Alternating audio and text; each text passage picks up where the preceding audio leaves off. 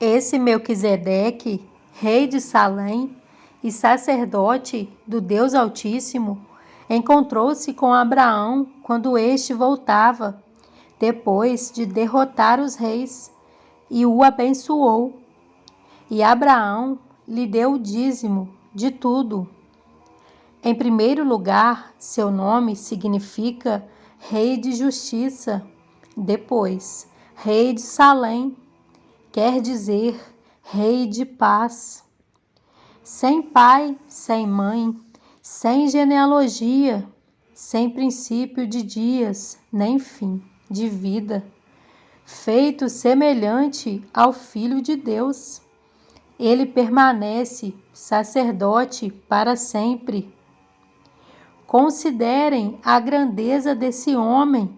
Até mesmo o patriarca Abraão lhe deu o dízimo dos despojos. A lei requer dos sacerdotes, dentre os descendentes de Levi, que recebam o dízimo do povo, isto é, dos seus irmãos, embora estes sejam descendentes de Abraão. Este homem, porém, que não pertencia à linhagem de Levi, recebeu os dízimos de Abraão e abençoou aquele que tinha as promessas.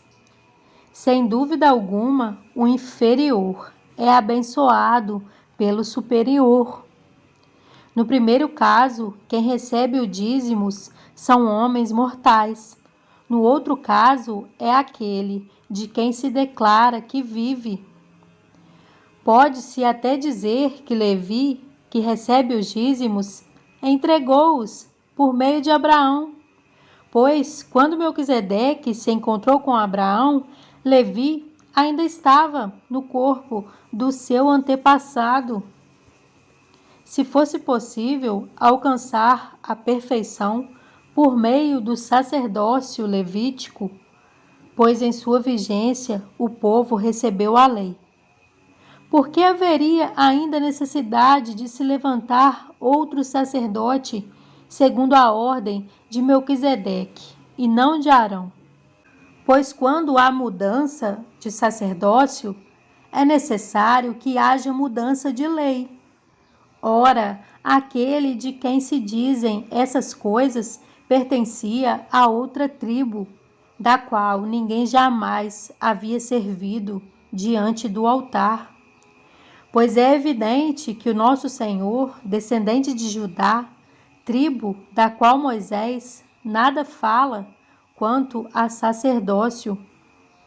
O que acabamos de dizer fica ainda mais claro quando aparece outro sacerdote semelhante a Melquisedeque, alguém que se tornou sacerdote não por regras relativas à linhagem, mas segundo o poder de uma vida indestrutível, pois sobre ele é afirmado: tu és sacerdote para sempre, segundo a ordem de Melquisedeque.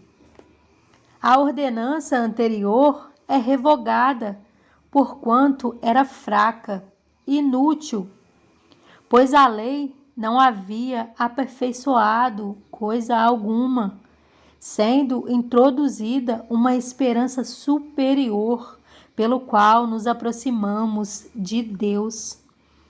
E isso não aconteceu sem juramento. Outros se tornaram sacerdotes sem qualquer juramento. Mas ele se tornou sacerdote com juramento, quando Deus lhe disse: o Senhor jurou e não se arrependerá. Tu és sacerdote para sempre. Jesus tornou-se, por isso mesmo, a garantia de uma aliança superior. Ora, daquele sacerdote tem havido muitos, porque a morte os impede de continuar em seu ofício. Mas, visto que vive para sempre, Jesus tem um sacerdócio permanente. Portanto, ele é capaz de salvar definitivamente aqueles que por meio dele aproximam-se de Deus, pois vive sempre para interceder por eles.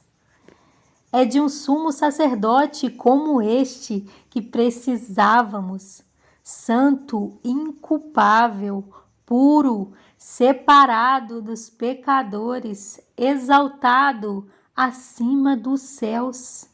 Ao contrário dos outros sumos sacerdotes, ele não tem necessidade de oferecer sacrifícios dia após dia, primeiro por seus próprios pecados e depois pelos pecados do povo.